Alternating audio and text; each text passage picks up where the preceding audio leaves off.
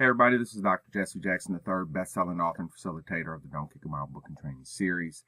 Welcome, and we have started this series about expectations, and we believe that high expectations are something that are a pillar of a successful school organization that tests well, that has a positive culture. We have high expectations of everyone involved, not only of our teachers, but definitely of our students, of our parents, and our support staff. So when we start talking about what should we expect from our students, what should we be looking for, there's some key things that I think are non-negotiable. And one is that students of all ages should learn how to be prepared for class. Now, this is something you have to teach because the art of being a scholar is something that we have to teach to our students. A lot of times, kids don't know how to be a scholar. So it's really up to the teacher to teach the disciplines of academia. But we should expect them every day to be prepared for class, and we have to harp on it. We have to pound it in. We have to continue to teach it till they achieve that standard. And then even after they achieve it, continue to reinforce. The second thing, we have to expect for our students to have their supplies. When I look at referrals, I find out that the overwhelming majority of most referrals from the K-8 level are occurring because a kid doesn't have supplies. So now the kid's up, they're moving around doing stupid stuff, and we beat ourselves. It is very important that we learn the discipline of having our supplies, and the teacher has to reinforce. The third is to respect the rules. Okay, so it becomes now the teacher can't run what we call an assumption program. I assume you know what I expect from you. I assume you know what to do. That's not how it works. If you do that, you're going to lose. And we're losing because of it, because I was with a dear friend last week in the South, and she continued to say, I assume that, you guys would know that. That's why we're losing, because of those type of assumptions. It's just not the way things are done. You have to teach what you want. So you have to teach respect for the rules, and we should expect that from our students, to respect the rules. We review the rules, review, and that is an expectation of our students, to have respect for those rules. Number 4, our kids have to listen. So I expect my students to listen. This is what you should expect from the students.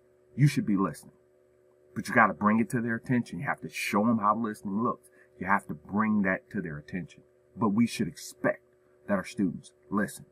We should expect that our students are at school every day. I was at a district last week that had a huge problem with attendance. And I asked them, have you brought it to their attention about their expectation to come to school every day and why they should come to school every day? They said they hadn't. Well, this is what you get.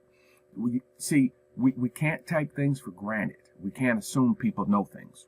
I assume no knowledge. So this is why I always approach things very fundamentally, and this is why we get better results. I don't assume you know anything. And I have no fear of someone telling me, well, we heard that before. Well, if you heard it before and didn't do it, that means you weren't listening. Period. Point blank. Then you got to be on time. Why? You got to be on time in your job. One of the worst things you never do is be late.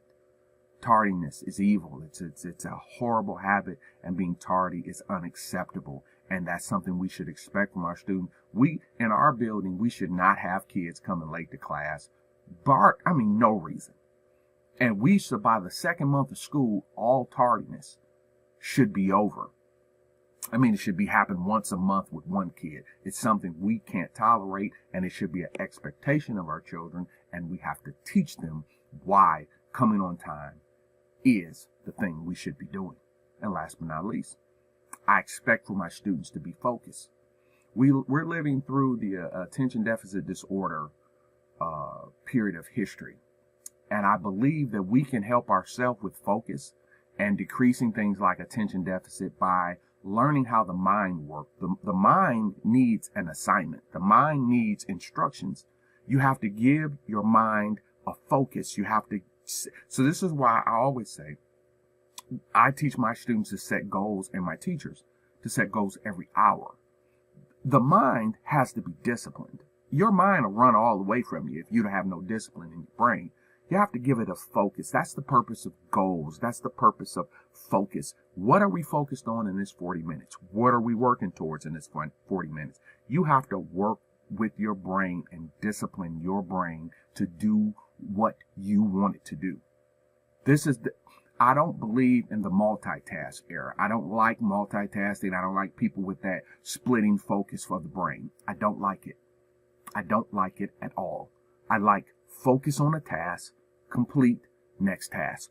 Lock in on a task, complete, next task. That's how I've seen success happen. That's how I know success happens. And this is what we should teach our students and expect from our students.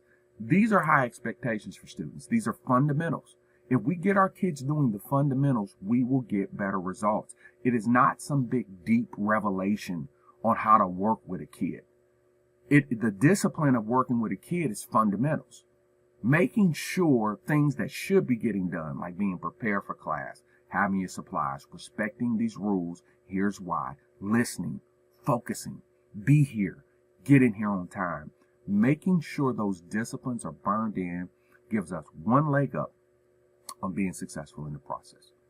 In our next video, I'm going to share with you what are some of the core things that the teacher can help a student with. You know, we often put a lot on our teachers, but I want to show you some of the core things that a teacher should be helping a student with, and not in theory, but these are things that a teacher can support a student in these endeavors. As always, hope these videos are helpful to you. Make sure you're sharing them with a colleague, and I will see you in our next video.